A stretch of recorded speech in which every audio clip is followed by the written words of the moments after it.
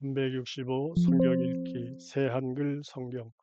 오늘 읽으실 성경은 히브리서 7장부터 9장까지입니다. 히브리서 7장 멜기세덱의 제사장 직분.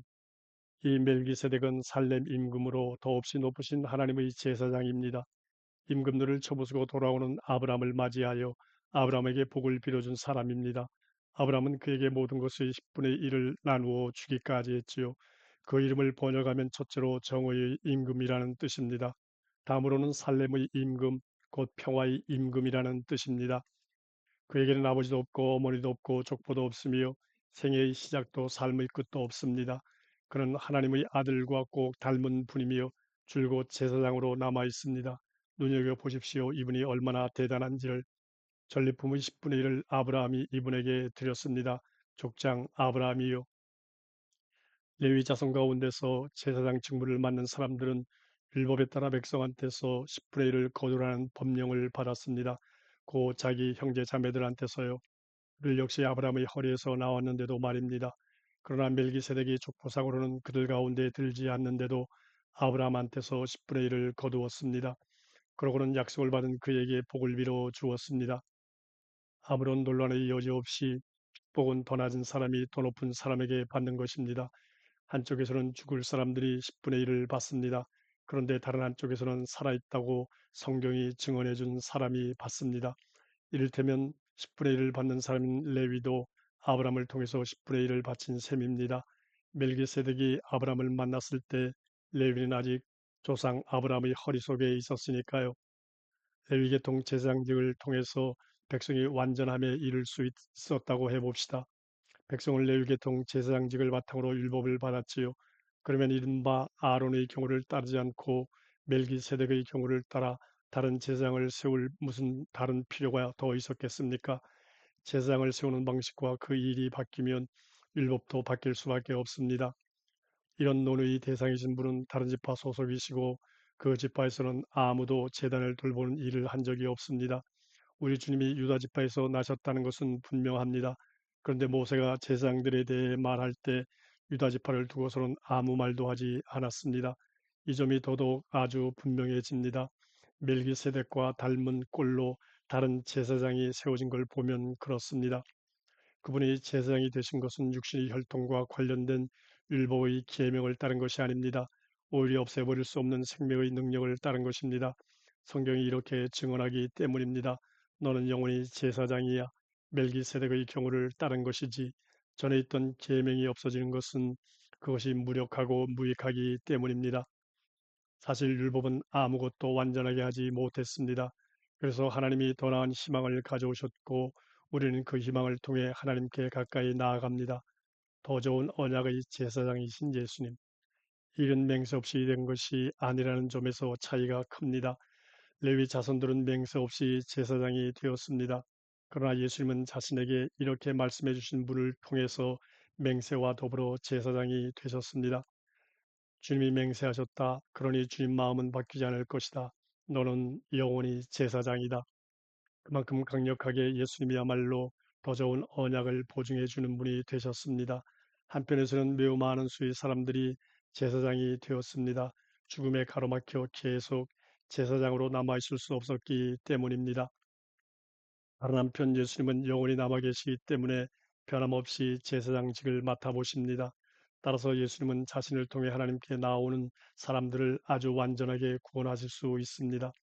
예수님은 언제나 살아 계셔서 그들을 위해 대신 간청해 주십니다. 영원한 대제사장 예수님을 찬양하다. 이런 대제사장이야말로 우리에게 어울리는 분이셨습니다.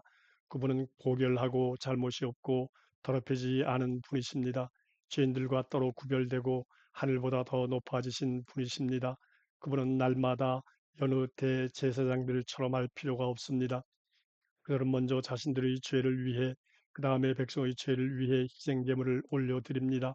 그런데 이 일을 그분은 스스로를 희생제물로 올려드리셔서 단 한 번에 해치우셨으니까요. 율법은 약점 있는 사람들을 대제사장으로 세웁니다. 그러나 율법이 생긴 뒤에 하신 맹세의 말씀은 영원히 완전하게 되신 아들을 대제사장으로 세웁니다. 히브리서 8장 더 좋은 언약의 중보자. 지금까지 한 말을 간추리자면 우리에게 이런 대제사장이 계시다는 것입니다. 그 대제사장은 하늘에서 위대하신 분의 임금자리 오른쪽에 앉으신 분이십니다. 그분은 거룩한 곳, 곧 참된 천막에서 모셔 섬기는 분이십니다. 그 천막은 사람이 아니라 주님이 세우신 것입니다. 대제사장은 모든 예물과 희생제물을 가져다 바치는 일을 하도록 임명을 받습니다. 그래서 가져다 바칠 무언가가 이 대제사장에게도 꼭 있어야 합니다. 예수님이 지상에 계시다면 제사장이 되지 못할 것입니다. 지상에는 율법에 따라 예물을 가져다 바치는 사람들이 있기 때문입니다. 그들이 섬겨 예배한 곳은 하늘에 있는 것들의 모형과 그림자입니다. 그곳은 천막 짓는 일을 완성하려 할 때 모세가 지시를 받은 대로 만들어진 곳입니다. 잘 봐두어라 하나님이 말씀하십니다. 그리고 모든 것을 만들 때 내가 산에서 너에게 보여준 본을 따라서 만들어라. 그러나 이제 예수님은 차원이 다른 제사장 일을 맡아보게 되셨습니다. 더 좋은 약속들의 기초에서 법으로 정해진 더 좋은 언약의 중보자이시기 때문입니다. 옛 언약과 새 언약.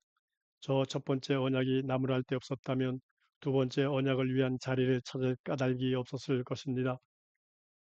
하나님이 이스라엘 백성들을 나무라시며 말씀하십니다.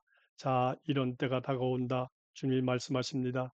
내가 체결하겠다. 이스라엘 집안과 또 유다 집안과 더불어 새 언약을. 이 새 언약은 내가 그들의 조상들과 맺었던 언약과 같지 않다. 내가 그 조상들의 손을 잡고 이집트 땅에서 이끌어내던 날에 맺었던 언약과는 그들이 나와 맺은 언약 안에 머물러 있지 않았으므로 나도 역시 그들을 거들떠보지 않았다. 주님이 말씀하십니다. 그때가 지난 뒤에 내가 이스라엘 집안에게 할 언약은 이것이다. 주님이 말씀하십니다. 내가 내 율법들을 그들의 생각 속에 넣어주고 그들의 마음에 그것들을 새겨줄 것이다. 내가 그들에게 하나님이 되고 그들은 나에게 백성이 될 것이다. 그들은 결코 서로 가르치지 않을 것이다. 저마다 자기 이웃 시민한테든 저마다 자기 형제 자매한테든 주님을 알게 하고 말하지 않을 것이다. 그들이 모두 나를 알 것이기 때문이다. 보잘것없는 사람이든 대단한 사람이든 내가 그들의 불의를 가엾게 대하겠고 그들의 죄를 결코 기억하지 않을 것이다. 더 이상은 하나님이 새 언약을 말씀하실 때 첫 번째 언약을 낡은 것이 되게 하셨습니다. 낡아지고 키케 묵은 것은 곧 없어집니다. 히브리서 9장 새 언약 안에서 하나님을 섬기는 새 길이 열리다. 사실 첫 번째 언약에도 하나님을 섬겨 예배하는 규정과 세상에 딸린 거룩한 곳이 있었습니다. 천막이 마련되었는데 첫째 칸에는 등불 받침대와 상과 차려둔 거룩한 빵이 있습니다. 이곳을 거룩한 곳이라고 합니다. 두 번째 나눔막 뒤에는 거룩한 곳이라고 하는 천막이 있습니다. 거기는 금으로 된 분향제단과 모든 면이 금으로 입혀진 언약 상자가 있습니다. 언약 상자 안에는 만나를 담은 금 항아리와 아론의 쌍난 지팡이와 언약을 새긴 돌판들이 있습니다. 언약 상자 위로는 영광스러운 크룹들이 속죄판을 덮어 그림자를 드리우고 있습니다. 이것들에 대해 지금은 일일이 말할 수 없습니다. 이러한 것들이 이렇게 갖추어져 있어서 천막의 첫째 칸으로 제사장들이 언제든지 들어가서 하나님을 섬기는 직무를 다합니다. 그러나 둘째 칸으로는 1년에 딱 한 번 대제사장만 들어갑니다.